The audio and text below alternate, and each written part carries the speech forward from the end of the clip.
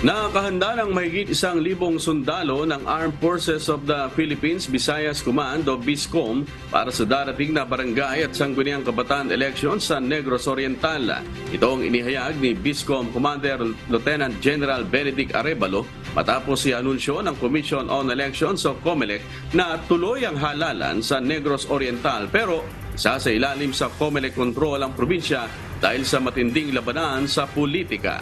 Ayon kay Lieutenant General Arevalo, hindi bumaba ang kanilang contingency measures and security plans matapos ang pagmasakera kay Negros Oriental Governor Roel de Gamo at siyam na iba pa noong March 4, 2023. Kapag mayroon ng guidelines para sa COMELEC control, nakahandang tumulong sa COMELEC at PNP ang mga sundalo sa pagpapatupad ng kapayapaan at seguridad para sa eleksyon.